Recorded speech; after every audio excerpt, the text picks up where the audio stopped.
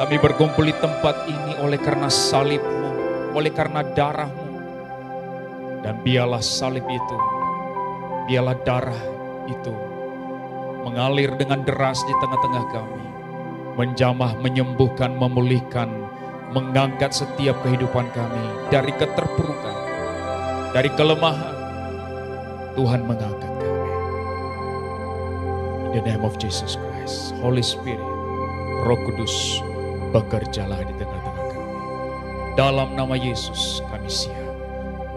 Mari bersama-sama katakan amin. Sekali lagi tepuk tangan bagi kemuliaan nama Tuhan. Bapak Ibu, silakan duduk, Tuhan memberkati. Selamat pagi Bapak Ibu, Shalom. Apa kabarnya saudara? Sekali lagi, apa kabarnya saudara? Puji Tuhan, saya terlebih luar biasa bersemangat berada di tengah-tengah saudara. Kenapa? Karena sesungguhnya sebelum saya berangkat ke sini, saya harusnya hari Kamis sudah tiba di Sidoarjo. Tapi beberapa hari yang lalu saya jatuh dari motor. Dan kemudian pada hari Kamis pagi itu saya bangun dari tempat tidur dan tiba-tiba saya merasakan tulang punggung saya itu sakit sekali dan tidak bisa digerakkan sama sekali. Dan seluruh badan saya kaku, kepala saya sangat sakit dan saya berpikir saya tidak bisa berangkat hari ini. Akhirnya tiket kereta itu dibatalkan dan saya melihat-lihat, saya bilang kalau besok hari Jumat saya bisa lebih kuat, berarti saya akan pesan tiket pesawat untuk berangkat ke Surabaya. Tapi kalau tidak, terpaksa akan saya cancel pelayanan ke BMC. Tapi puji Tuhan saudara, sepanjang hari Kamis malam itu saya doa. Saya minta juga keluarga saya untuk mendoakan saya. Dan juga sempat saya hubungi Pak Gembala untuk memberitahu keadaan saya. Dan saya yakin Pak Gembala juga ikut mendoakan saya.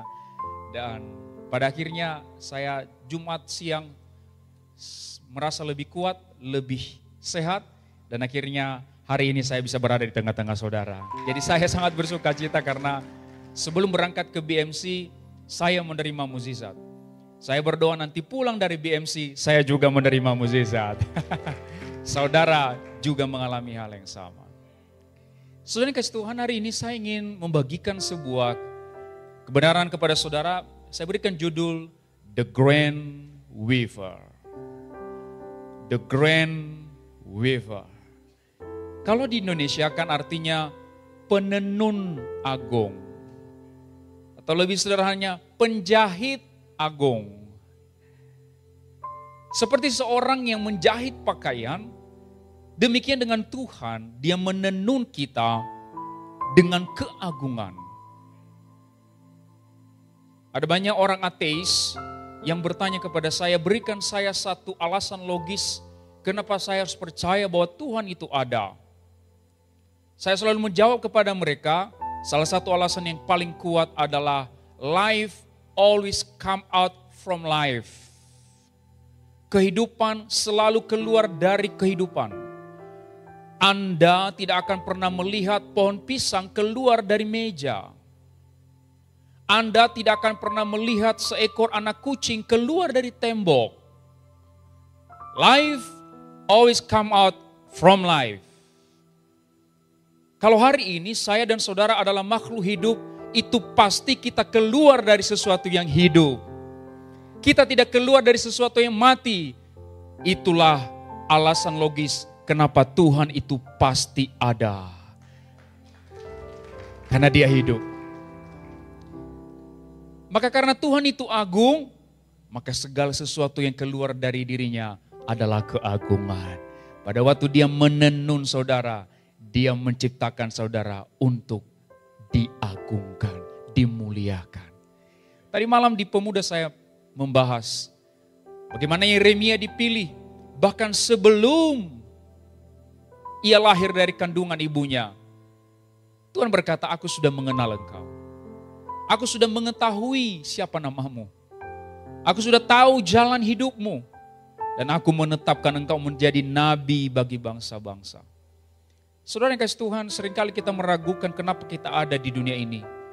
Tapi tadi malam di anak-anak muda saya berkata, your existence is matters. Keberadaanmu itu penting. Your feelings is matters. Perasaanmu itu penting. And your calling is matters. Panggilanmu itu penting. Hari ini saya mau membagikan kepada saudara the Grand Weaver dari Markus pasal yang keempat, ayat yang ke-35. Kita akan baca sampai ayat yang ke-41. Markus pasal yang keempat, ayat yang ke-35 sampai ayat yang ke-41. Mari kita baca ayat ini secara berganti-gantian saudara. Saya akan baca ayat yang ke-35, ayat Bapak Ibu baca yang ke-36 secara bergantian, kita baca sampai yang ke-41. Pada hari itu, waktu hari sudah petang, Yesus berkata kepada mereka, marilah kita bertolak ke seberang.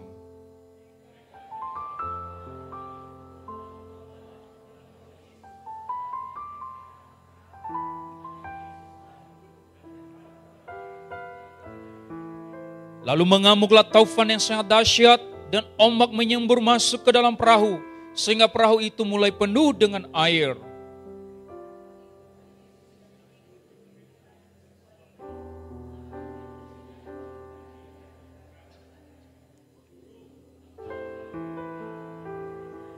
Ia pun bangun, menghardik angin itu dan berkata kepada danau itu, diam, tenanglah.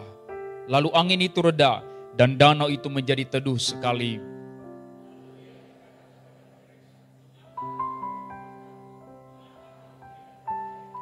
Mereka menjadi sangat takut dan berkata seorang kepada yang lain, siapa gerangan orang ini sehingga angin dan danau pun taat kepadanya.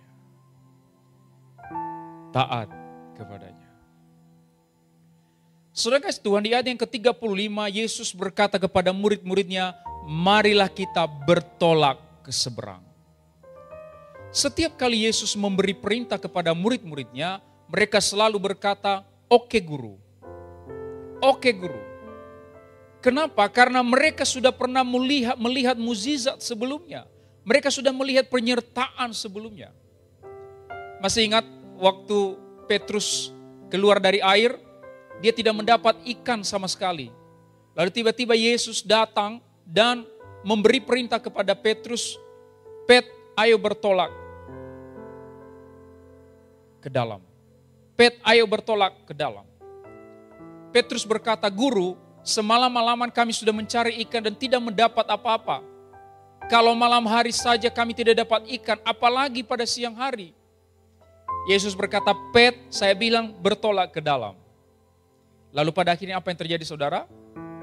Petrus dan teman-temannya mendapat ikan yang sangat banyak, bahkan sampai perahu mereka tidak dapat menampung ikan tersebut, sehingga mereka harus memanggil perahu yang lain untuk menampung ikan yang sangat banyak itu. Mereka melihat langsung mukjizat itu. Setelah mereka melihat mukjizat itu saudara, setiap kali Yesus memberi perintah kepada para murid, mereka selalu berkata, oke guru. Kenapa? Karena mereka melihat mukjizat penyertaan sebelumnya. Bapak Ibu dikasih Tuhan, saya percaya di ruangan ini saudara pernah ditolong oleh Tuhan. Saudara pernah menerima mukjizat Tuhan. Maka hari ini kalau Yesus memberi perintah yang baru kepada saudara, jawaban saudara cuma satu, oke guru. Kenapa oke guru? Karena saudara pernah melihat penyertaan sebelumnya. Sama-sama katakan oke guru. Sambil jarinya begini, oke guru. Ingat ya Bapak Ibu, bukan oke oce ya. Tapi oke guru. The Grand Weaver, sang penenun agung itu yang pertama saudara, saya mau katakan kepada saudara, Tuhan mau Dia membentuk saudara, Dia mau saudara setiap kali apapun yang saudara alami, apapun yang terjadi dalam hidup saudara, Dia mau saudara melihat Dia ada di sana.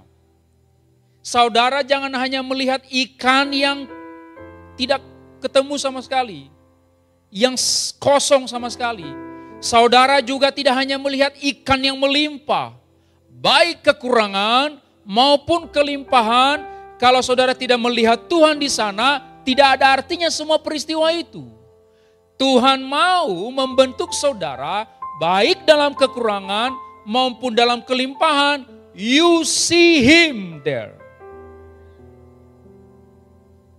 Itu yang Tuhan inginkan dalam hidup saudara. Ada banyak orang yang diberi kelimpahan, tapi tidak bisa melihat Tuhan di sana. Apakah kekurangan jaminan orang melihat Tuhan? Tidak juga. Banyak orang yang hidup dalam kekurangan justru kepahitan dan menyalahkan semua hal di sekitarnya, sehingga dia tidak mampu melihat Tuhan. Saudara yang kasih Tuhan, penenun agung itu dia pengen saudara melihat dia dalam setiap keadaan. Pada ayat yang ke-36 berkata, mereka meninggalkan orang banyak itu lalu bertolak dan membawa Yesus beserta dengan mereka dalam perahu di mana Yesus telah duduk.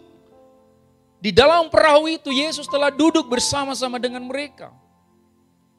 Para murid ini, mereka berani bersama-sama dengan Yesus karena mereka adalah orang-orang yang profesional di bidangnya. Tuhan memanggil para murid-muridnya, tahukah saudara, 80% adalah nelayan. 80% adalah nelayan. Artinya begini, orang-orang yang dipanggil Tuhan Yesus ini bukan orang-orang biasa. Banyak dari kita berpikirkan Petrus adalah seorang nelayan. Tapi tahukah saudara, orang kalau punya perahu pada masa itu, dia artinya sudah nelayan profesional di bidang itu. Saya selalu berkata kepada jemaat kami, Tuhan tidak pernah memanggil pemalas. Murid-murid Tuhan Yesus bukan pemalas. Semua adalah orang-orang yang profesional di bidang mereka. Orang-orang yang bekerja keras di bidang mereka. Kenapa saudara kasih Tuhan? Karena sesungguhnya setiap pekerjaan saudara itu penting di hadapan Tuhan. Itu penting di hadapan Tuhan. Yesus hidup di dunia berapa tahun saudara? 33 tahun. Tahukah saudara berapa tahun Yesus melayani? Hanya 3 tahun. Pertanyaan saya, 30 tahun sebelumnya dia ngapain? 30 tahun sebelumnya Yesus menjadi pekerja seperti saudara. Dia jadi apa? Tukang kayu. Dia juga pernah berkeringat untuk mencari sesuap gandum. Sepotong roti. Yesus mengalami keringat saudara. Selama 30 tahun hidupnya, sebelum dia terjun dalam pelayanan, dia hidup sebagai seorang pekerja biasa.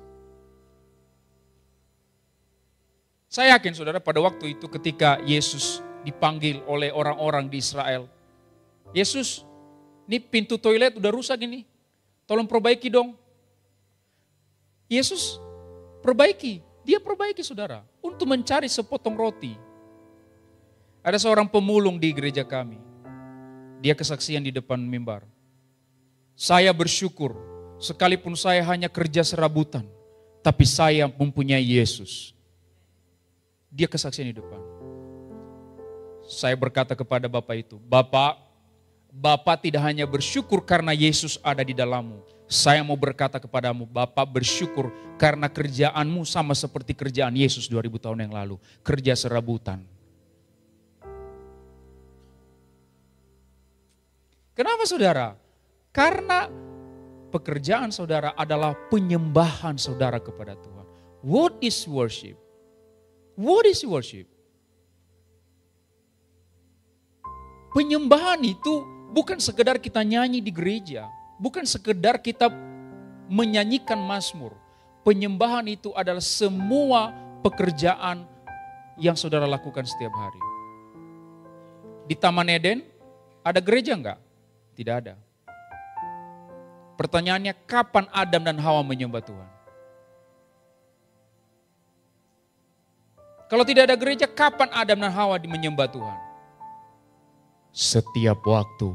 Karena pada waktu mereka mengelola pohon-pohon di Taman Eden, mereka sedang menyembah Tuhan. Pada waktu Adam merawat binatang-binatang, memberi nama kepada nama binatang, mereka sedang menyembah Tuhan. Pada waktu mereka merawat semua yang ada di Taman Eden, mereka sedang menyembah Tuhan. Setiap pekerjaan mereka adalah penyembahan kepada Tuhan. Itulah sebabnya amanat agung yang pertama adalah penuhilah bumi dan taklukkanlah itu.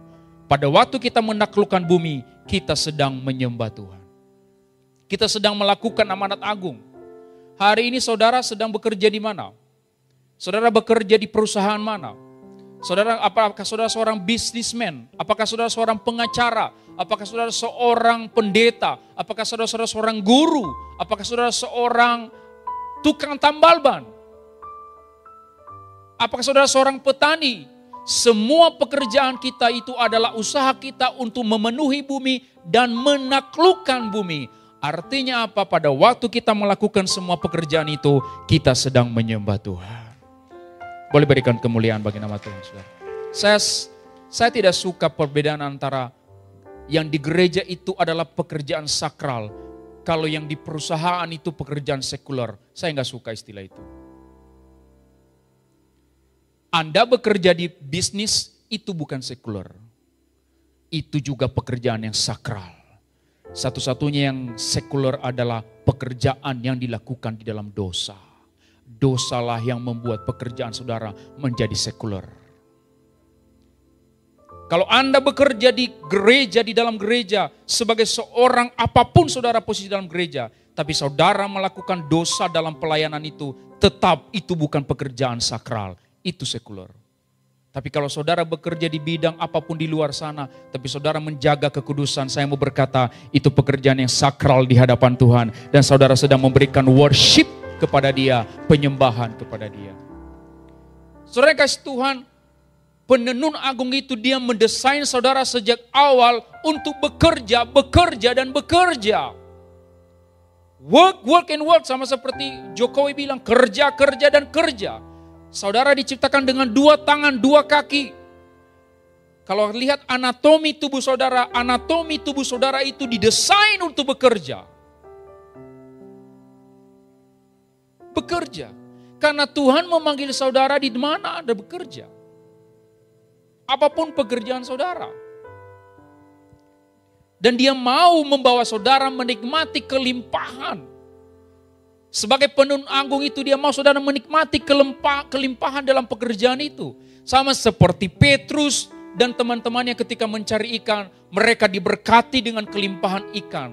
Tapi perhatikan ini saudara, Alkitab tidak pernah memberi suatu janji untuk kekayaan. Karena kelimpahan dan kekayaan itu agak beda-beda sedikit.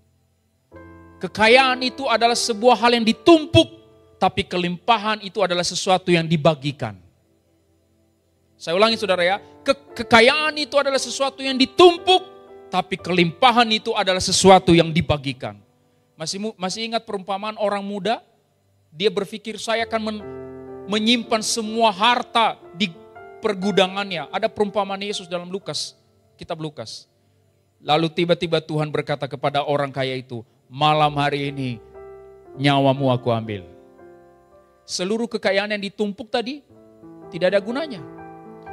Kelimpahan berbeda dengan kekayaan, itulah sebabnya kitab Amsal berkata jangan mengejar kekayaan. Karena dia seperti burung yang pada waktu engkau menangkapnya tiba-tiba dia terbang. Kejarlah kelimpahan di dalam Tuhan. Karena kalau engkau berlimpah itu artinya engkau harus membagikan sesuatu kepada orang lain. Engkau harus membagikan sesuatu kepada orang lain. Saudara kasih Tuhan, para murid berpikir mereka sudah profesional di bidang itu. Mereka tidak akan kekurangan keahlian untuk menghadapi kalaupun badai datang. Mereka mampu menghadapinya. Tapi ternyata saudara nasi kasih Tuhan, mereka akan menghadapi masalah yang lebih besar. Saudara seringkali dalam kehidupan kita berpikir tidak ada masalah yang akan melampaui kekuatan kita. Karena kita berpikir kita memegang 1 Korintus 10 ayat 13. Kita tidak ada masalah yang akan melampaui kekuatan kita, kemampuan kita. Itu pikiran para murid juga di sini. Mereka bilang dalam hati kita sudah profesional di bidang ini bertahun-tahun. Pastilah tidak ada masalah badai yang melampaui keahlian kita, melampaui profesionalitas kita. Berapa banyak kepala keluarga di ruangan ini yang kemudian banyak dari kita, seringkali kita tidak mau mencari Tuhan. Banyak suami-suami di luar sana, kepala keluarga, laki-laki itu tidak datang ke gereja. Makanya di gereja itu lebih banyak perempuan daripada laki-laki, saudara. Karena laki-laki itu berpikir logis. Dia berkata dalam hati, orang yang mencari Tuhan dengan orang yang tidak mencari Tuhan, saya lihat orang yang tidak mencari Tuhan kayaknya mobilnya lebih bagus, rumahnya lebih besar. Orang yang mencari Tuhan biasa saja itu. Ada sih ada, tapi kayaknya yang mafia judi, mafia apa gitu, dia kayaknya lebih banyak duitnya. Sehingga laki-laki berpikir logis. Dia berkata, keluarga ini saya sudah arungi 10 tahun, 20 tahun. Apa sih masalah keluarga yang tidak bisa saya selesaikan? Masalah anak sekolah, masalah utang piutang. Selama 20 tahun saya menjadi kepala keluarga, saya sudah menyelesaikan. Apa sih masalah yang tidak bisa saya selesaikan? Itulah sebabnya laki-laki tidak sungguh-sungguh mencari Tuhan kebanyakan. Kalau perempuan beda, saudara. Perempuan main dengan perasaannya. Dia kalau jauh dari Tuhan itu dia merasa sepi. Dia merasa sendiri. Makanya dikit-dikit nangis. Kalau laki-laki beda, saya bisa. Sama seperti para murid ini. Tetapi kemudian ayat ke-37 berkata, lalu mengamuklah taufan yang sangat dahsyat dan ombak menyembur masuk ke dalam perahu sehingga perahu itu mulai penuh dengan air. Pada waktu itu Yesus sedang tidur di buritan di sebuah tilam. Maka murid-muridnya membangunkan dia dan berkata kepadanya, Guru, engkau tidak peduli kalau kita binasa. Saudara kasih Tuhan, tiba-tiba masalah yang datang itu melampaui profesionalitas para murid. Masalah yang datang melampaui keahlian para murid. Saya mau pesan kepada saudara, sometimes in your life, kadang-kadang dalam hidup saudara, Tuhan akan mengizinkan masalah yang sepertinya melampaui kekuatan saudara. Karena begini saudara, kalau saudara baca 1 Korintus pasal 10 ayat 13, pencobaan-pencobaan yang kamu alami adalah pencobaan biasa yang tidak melebihi kemampuanmu. Seringkali kita berhenti baca di situ, ada komanya, koma, karena pada waktu kamu mengalami pencobaan itu, Tuhan akan memberi jalan keluar. Jadi yang menemukan jalan keluar siapa saudara? Anda atau Tuhan?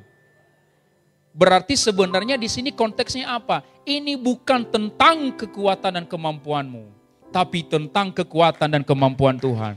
Jadi saudara yang kasih Tuhan, sometimes, kadang-kadang dia akan mengizinkan pencobaan yang sepertinya melampaui kekuatanmu. Tapi ingat ini, tidak pernah melampaui kekuatan Tuhan, kemampuan Tuhan.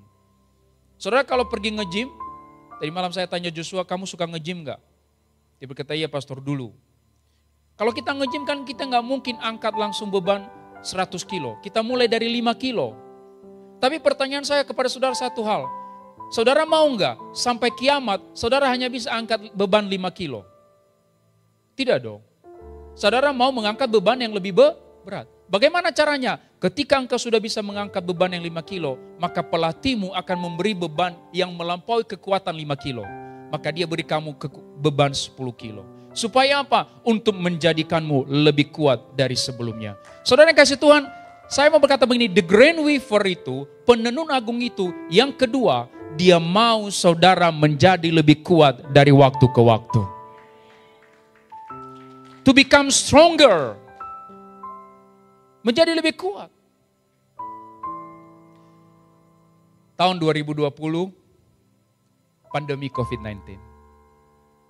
Saya juga langsung diserang penyakit gastritis, yaitu peradangan lambung. Jadi COVID datang, penyakit saya juga datang. Pesan saya kemanapun pun saya khotbah pada waktu itu, saya berkata, Bapak Ibu kalau mau COVID berlalu, doakan saya supaya sembuh. Karena COVID datang saya sakit, berarti saya sembuh, COVID juga hilang. Lah benar loh saudara, saya sembuh, COVID juga mulai hilang. Jadi saya duta COVID yang sesungguhnya. Saya diserang penyakit gastritis. Yang biasanya khotbah kemana-mana berapi-api. Saya sekarang khotbah lebih agak slow saudara. Dulu itu saya marah-marah kalau khotbah. Nurun enggak? Ini firman Tuhan ini. Sambil teriak-teriak gitu. Kalau sekarang lebih ya karena pernah sakit. Nah saudara kasih Tuhan. Dulu saudara ya. Kalau ada orang yang depresi, terus ada kepikiran untuk bunuh diri. Dulu itu saya langsung hakimi. Saya bilang, di mana imanmu? Tapi setelah saya mengalami sakit penyakit saudara, itu saya kalau sakit itu ini kram, perut saya kaku, dada saya sesak, panas, leher saya seperti dicekik, kepala saya seperti mau pecah gitu ya. Mata saya langsung kabur gitu, jadi penglihatan saya itu jadi rabun kalau penyakit itu muncul. Kalau saya lihat itu samar-samar. Dan every day, setiap hari seperti itu, hampir 2 tahun. Hampir 2 tahun. Saya di kamar mandi, sering hidupin air supaya suaranya gede, supaya papa, mama, adik-adik tidak mendengar saya nangis di kamar mandi. Saya hidupin air, bunyinya kencang kan, ya udah saya nangis-nangis saja di kamar mandi. Sambil saya bersender di tembok, saya cuma bilang satu sama Tuhan, Tuhan sampai kapan Tuhan, sampai kapan saya menderita seperti ini? Itu pertanyaan saya. Pernah suatu malam, penyakit saya kambuh, sebelum tidur, saya akhirnya bilang sama Tuhan, Tuhan mungkin lebih baik kalau saya pulang, daripada saya menderita seperti ini terus-menerus. Tapi ada satu hal yang terjadi pada waktu saya sakit itu saudara. Pada waktu saya sakit itu, setiap kali itu kambuh, sebenarnya membuat saya menangis bukan karena saya sakit. Tapi yang terjadi pada saat itu, Tuhan memunculkan dalam penglihatan di depan saya, orang-orang di seluruh dunia, di rumah sakit, di tempat-tempat perang, di tempat-tempat kelaparan, saya bisa melihat di penglihatan saya, mereka sedang menderita. Dan saya menangis karena saya sedang menderita, tapi penderitaan mereka lebih besar. Dan saya menangisi, Tuhan, tolonglah mereka. Tolonglah mereka. Sama seperti Engkau menolongku. Mereka mengalami penderitaan, mereka kelaparan, mereka kesakitan dengan luar biasa. Hiburkanlah hati mereka. Saya menangisi itu saudara. Itu yang terjadi waktu saya selama sakit. Lalu apa yang mau saya saksikan kepada saudara? Yang mau saya saksikan, I'm become stronger. How? Bagaimana caranya? Begini. Sebelum saya sakit, saya kalau misalnya datang ke mengunjungi orang sakit atau rumah duka, pasti kan kita bilang turut berduka ya Bu, kalau suaminya meninggal turut berduka ya Pak. Tapi biasanya kan kita mengatakan turut berduka itu hanya basa-basi. Kan jarang kita benar-benar merasakan kehilangan orang itu. Hanya basa-basi saja. Tapi perhatikan saudara, setelah saya sakit, setelah saya mengalami penderitaan, hari ini, jangankan orang meninggal, orang baru curhat sama saya di Instagram, Pak, suami saya pukul saya Pak. Atau, Pak, saya kehilangan pekerjaan. Orang cerita seperti itu saya langsung meneteskan air mata. Artinya begini saudara, ada sesuatu, Pak Gembala melihat saya rambut sampai ujung kaki sama saya seperti sebelumnya. Waktu kita ketemu pertama kali mungkin 2016 atau 2017. Tapi sebenarnya Pak Gembala, something happen inside me. Dari luar saya sama, tapi di dalam ada sesuatu yang terjadi dalam diri saya. I'm become stronger in dalam hal empati. Saya lebih bisa merasakan kepedihan orang. Dulu itu saya pendeta-pendeta tapi merasakan kepedihan orang itu saya gak bisa. Ternyata saudara, memang Tuhan membentuk kita, mengizinkan kita mengalami penderitaan supaya kita bisa berempati ketika orang lain mengalami penderitaan yang sama. Apa yang terjadi saudara? Saya menolong banyak orang yang hampir bunuh diri melalui media sosial. Follower saya di Instagram ada 26.000 orang di Instagram. Dan setiap hari ada banyak orang konseling sama saya.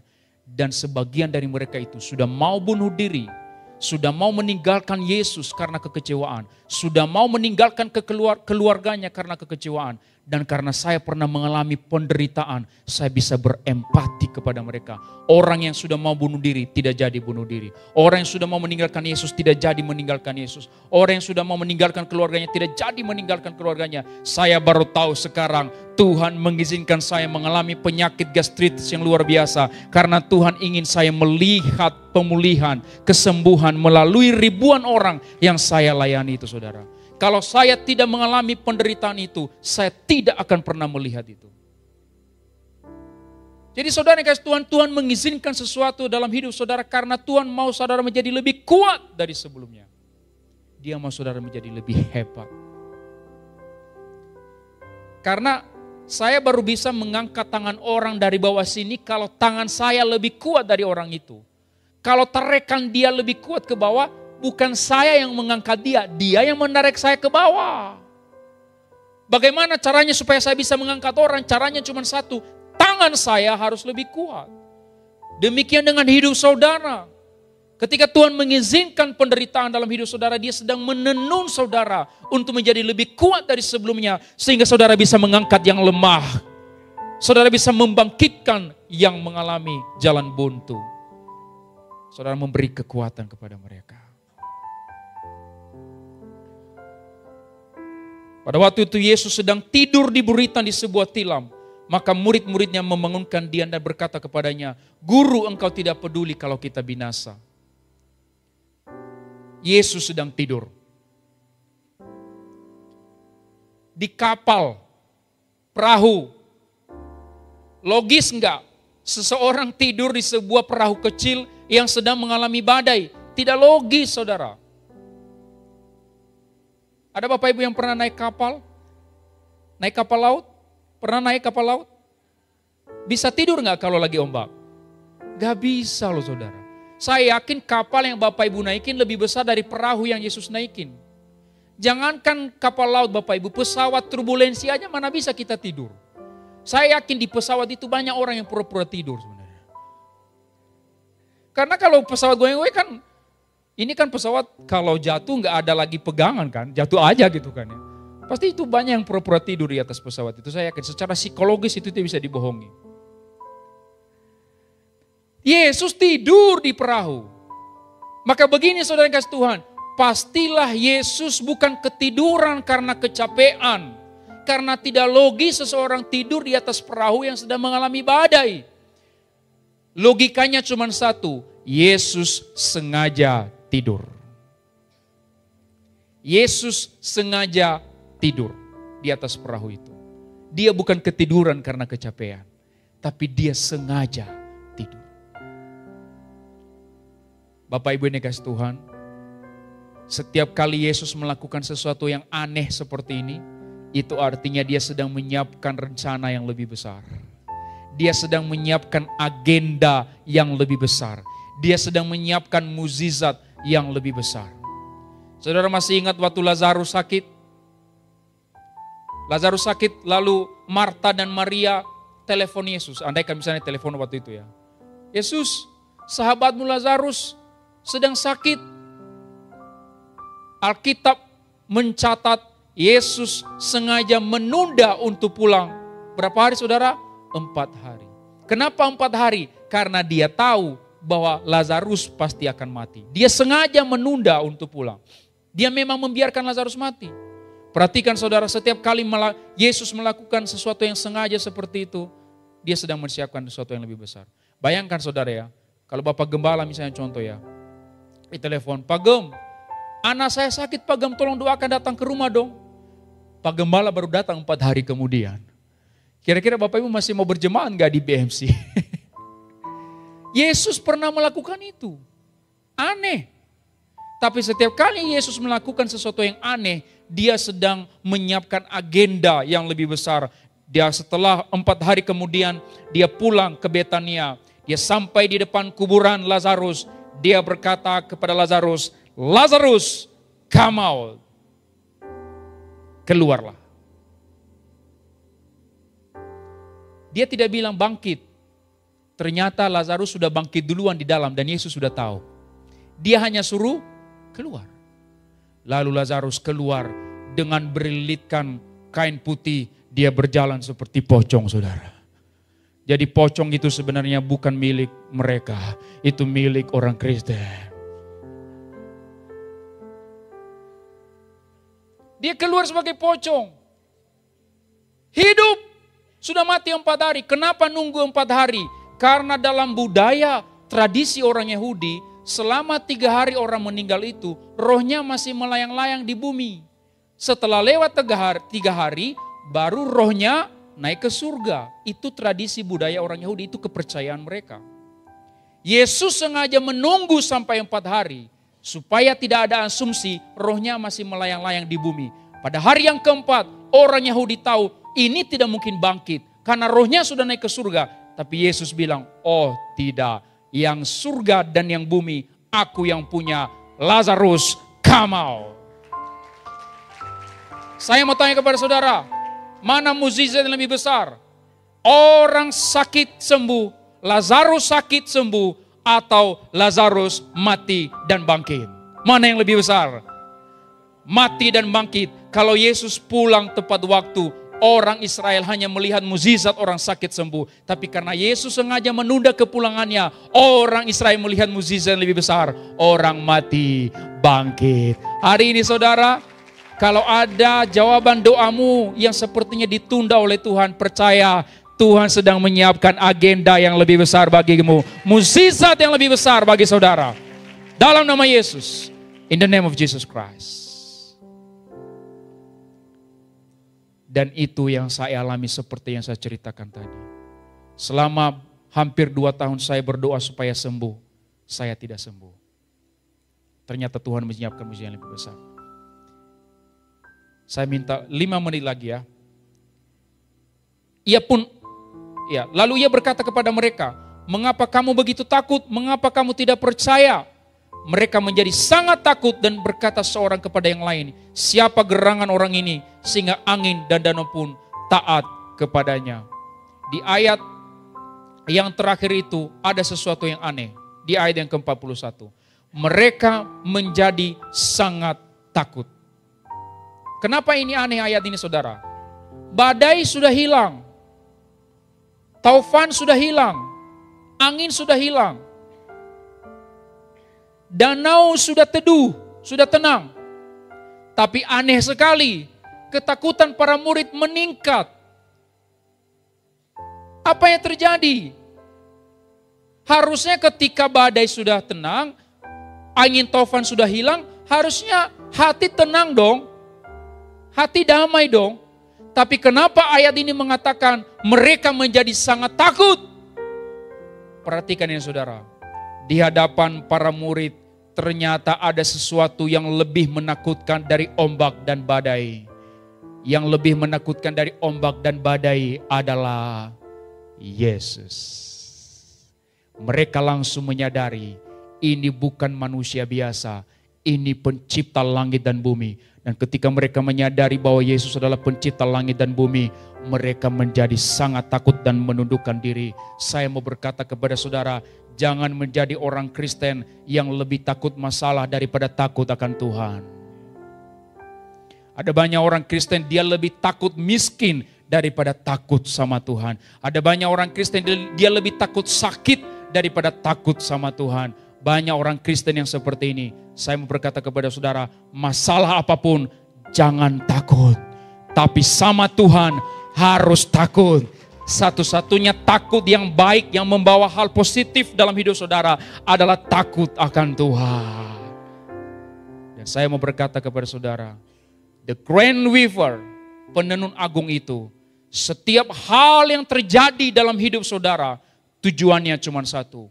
Untuk membentuk saudara semakin takut akan Dia. Setiap doa-doa saudara setiap hari, setiap worship night, setiap ibadah raya, setiap pelayanan mimbar seperti ini, setiap pelayanan khotbah, setiap pekerjaan saudara, semua proses yang saudara alami adalah menghasilkan orang-orang yang takut akan Tuhan. Tidak peduli saya berkhotbah, tidak peduli orang melayani, tidak peduli orang melakukan mukjizat, tidak peduli apapun yang saudara lakukan. Kalau saudara tidak semakin takut akan Tuhan, itu semua sia-sia.